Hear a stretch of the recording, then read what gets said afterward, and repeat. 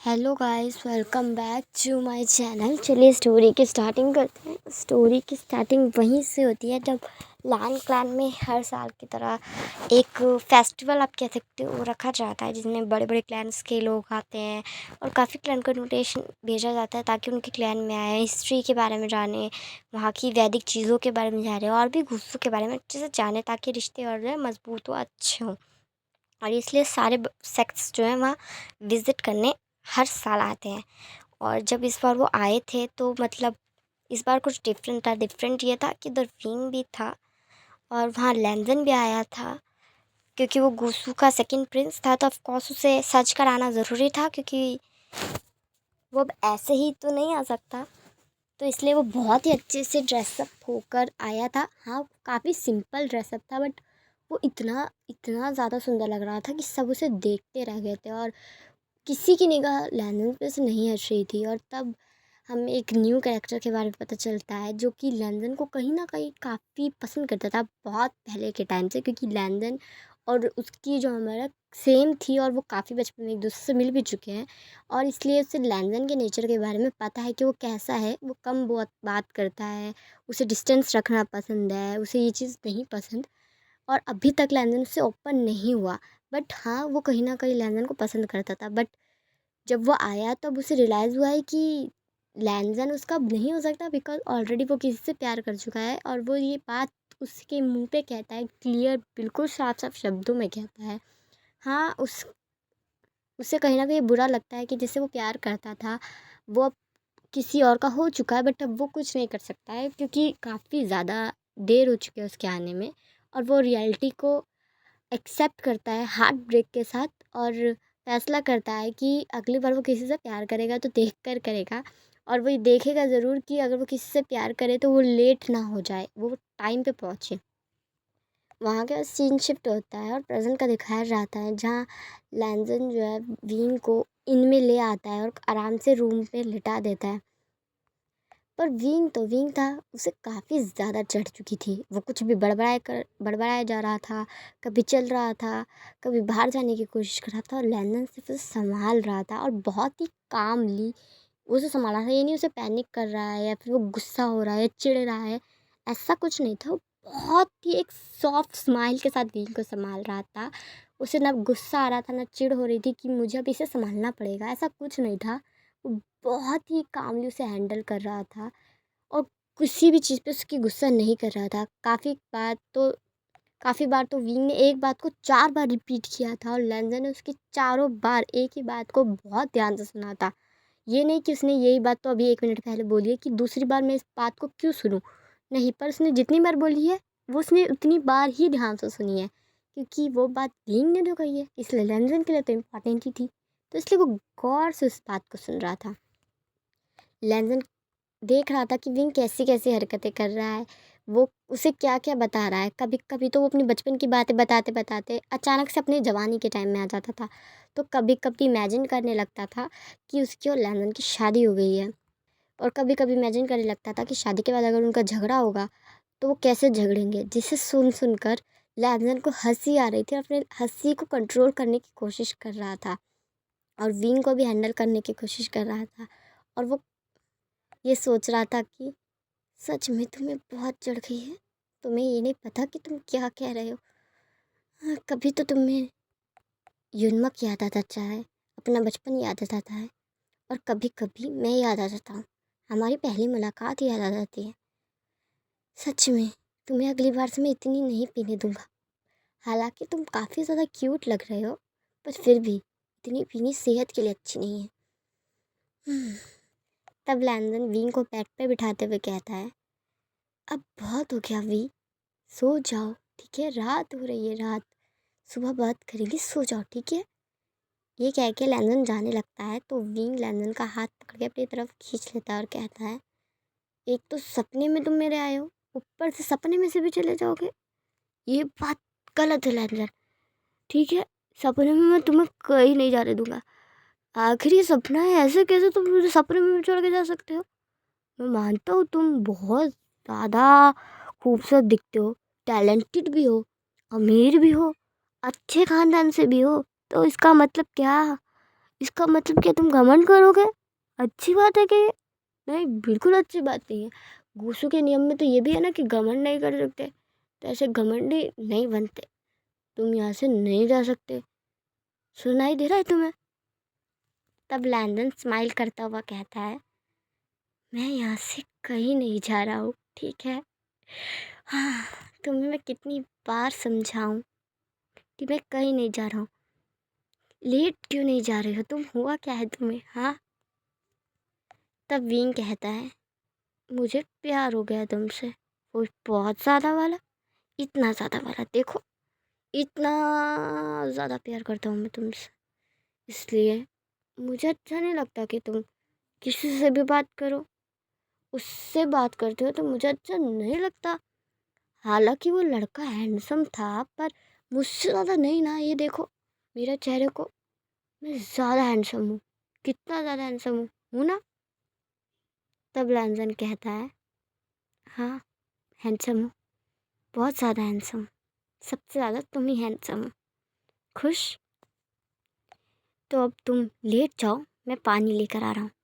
ये क्या है कि जैसे लैंजन जाने लगता है तो विंग उसके पास आता है और अपनी तरफ उसे खींच लेता है। उसकी आंखों में देखकर कहता है, तुम आज बहुत सुंदर लग रहे थे, तुम्हें पता है?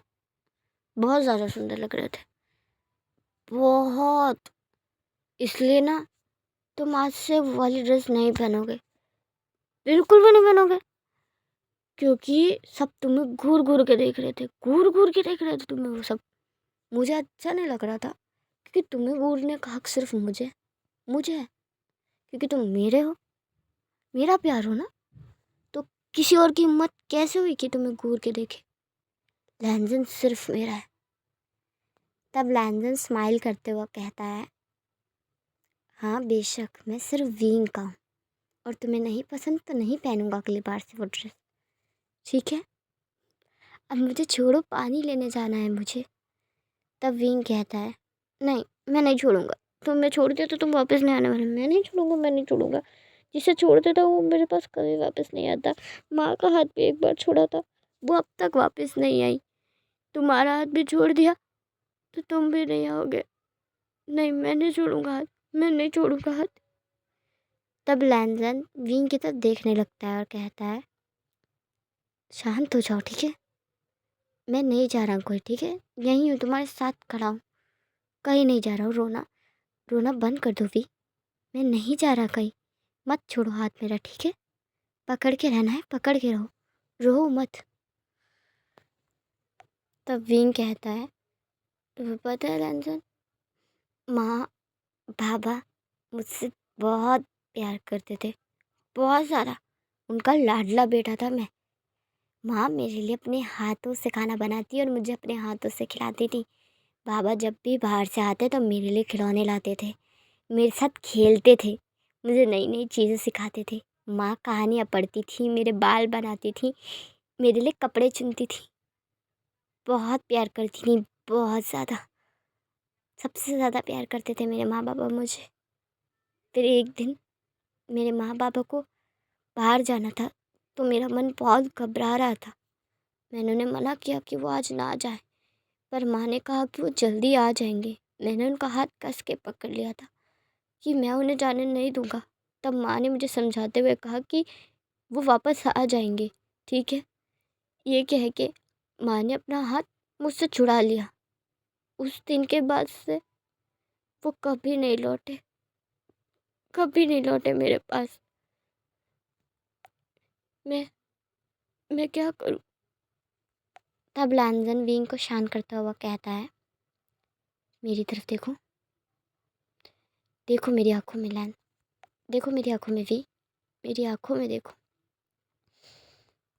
मैं नहीं जानता कि उस वक्त तुम्हारे साथ क्या हुआ। मैं उस दर्द को महसूस भी नहीं कर सकता, क्योंकि वो दर्द तुम्हारा है, वो तुम्हें महसूस हुआ है। मैं सिर्फ इमेजिन कर सकता हूँ कि उस वक्त तुम्हें कैसा लगा होगा, पर वो एग्जैक्ट दर्द फील नहीं कर पाऊँगा चाह कर भी। पर मैं बस इतना तुम्हें समझा देता हूँ कि मेरे पास भी माँ पापा नहीं है, मेरे पास भी कोई नहीं है। बहुत कम उम्र में मेरे माँ बाबा मुझे छोड़ गए थे, जिस वक्त मुझे ढंग से उनका मतलब तक नहीं पता था, तब वो मुझे छोड़ गए थे। उस दिन के बाद से मैंने ठान लिया था कि अपने दिल में किसी और को जगह नहीं दूंगा, क्योंकि लोग छोड़ जाते हैं, बदल जाते हैं। फिर अचानक से तुम मेरी ज़िंदगी में आए और तुमने मुझे बदल दिया, पूरा का पूरा बदल दिया। और अब मेरी दुनिया तुम हो, पूरी की पूरी दुनिया तुम हो। तो क्या मैं तुम्हारी दुनिया का छोटा सा हिस्सा नहीं बन सकता भी? थोड़ा सा, इतना सा हिस्सा बस, ताकि अगर तुम्हें लाइफ में कभी भी तकलीफ़ हो, रोने का दिल करे, घुटन हो, तुम मेरे पास आओ, मेरे से अपनी बात को शेयर करो। हाँ, सुख में नहीं, बिल्कुल नहीं। तुम अगर खुश हो तो जहाँ हो, जिसके साथ हो, मुझे कोई परेशानी नहीं। पर अगर दुखी हो, तकलीफ़ में हो, रो रहे हो, तो मैं चाहता हूँ कि मैं वहाँ वहाँ हूँ तुम्हारे साथ, तुम्हारा सपोर्ट बन के, तुम्हारी ढाल बन के वहाँ आगे खड़ा रहूँ, तुम अकेला ना छोड़ो। क्या मेरे लिए बस इतना सा कर सकते हो? सिर्फ इतना सा? तब विंग कहता है, हाँ, कर सकता हूँ, क्योंकि वी लैंदन से बहुत प्यार करता है, बहुत ज़्यादा प्यार करता है। तब लैंदन स्माइल करता हुआ कहता है, जानता हूँ कि तुम मुझसे बहुत प्यार करते हो, और मैं बहुत लकी हूँ कि तुम मुझसे प्यार करते हो। तब विंग लैंदन के पास आता है और एक डीप पैशनेट किस उसे करता है। लैंदन भी उस किस का अच्छे से रिस्पॉन्स करता है। एंड देन लैंदन विंग की आंखों में देखने लगता है। विंग लैंदन को ब्राइडल स्टाइल में कैरी करता है। हालांकि उसने पी रखी थी, फिर भी उसके बावजूद उसने लैंदन को गिराया नहीं था। उसने लैंदन को बहुत ही कंफर्टेबली पकड़ा था, और वो बस यही कह रहा था कि ड्रीम हो या रियलिटी, वो लैंदन को कभी गिरने नहीं देगा, उसे कभी भी चोट नहीं आने देगा, उसे सर आँखों पे रखेगा। ये कह के उसने लैंदन को बहुत ही अच्छे से पकड़ लिया था, ताकि लैंदन बिल्कुल ना गिरे और वो मिसबैलेंस ना हो। और यही कहता हुआ बीइंग जो है लैंदन को बेड की तरफ ले गया था, और उसने बहुत ही सॉफ्टली लैंदन को बेड पे लिटा दिया था। एंड देन गाइस, उसके बाद मैं एक क्लिप इसमें डाल दूँगी, बिकॉज मैं रोमांटिक सीन एक्सप्लेन करने में कितनी बुरी हुई है सब आप अच्छे से जानते हैं। बहुत बुरी हूँ मैं रोमांटिक सीन जब भी आता है एक्सप्लेन करने में। पता नहीं क्यों मुझसे एक्सप्लेन नहीं होते, मैं कोशिश करती हूँ बट नहीं हो पाते हैं। और मुझे पता है कि आप इस चीज़ को समझेंगे कि वो मेरा अभी कंफर्ट ज़ोन वो नहीं है एक्सप्लेन करने में।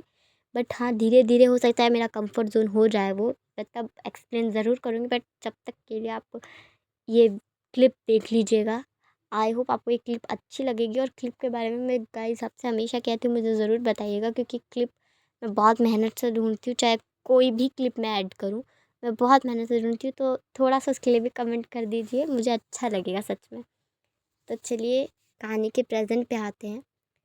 यहाँ से सीन शिफ्ट होता है और नेक्स्ट डे मॉर्निंग का दिखाया जाता है, जहाँ बीन की आंखें धीरे धीरे खुलने लगती हैं। जब उसकी आंखें धीरे धीरे खुलती हैं तो उसके सर में हल्का हल्का पेन हो रहा था, और वो अपनी आंखों को खोलता हुआ कहता है, आज मेरे रूम की डेकोरेशन इतनी कैसे बदल गई, मेरा सर फट रहा है आज। जैन चैन सही कहता है, मुझे इतनी नहीं पीनी चाहिए थी। मेरा सर फट रहा है। ये कह के विंग उठने लगता है। तभी वो रियलाइज़ करता है कि उसके बगल में कोई तो सो रहा है। ये सोचकर विंग पलटता है तो देखकर हैरान हो जाता है कि उसके बगल में कोई और नहीं, हमारा प्यारा लैंज़ैन सो रहा था, वो भी बहुत पीसफुली।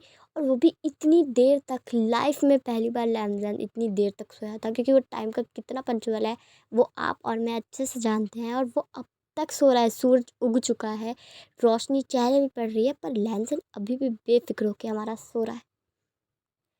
जैसे विंग लैंज़न को अपने बगल में देखता था, वो बहुत ज़्यादा शॉक्ड हो गया था, बिकॉज उसने ये एक्सपेक्ट नहीं किया था खुद से। ये चीज़ उसने खुद से बिल्कुल एक्सपेक्ट नहीं की थी।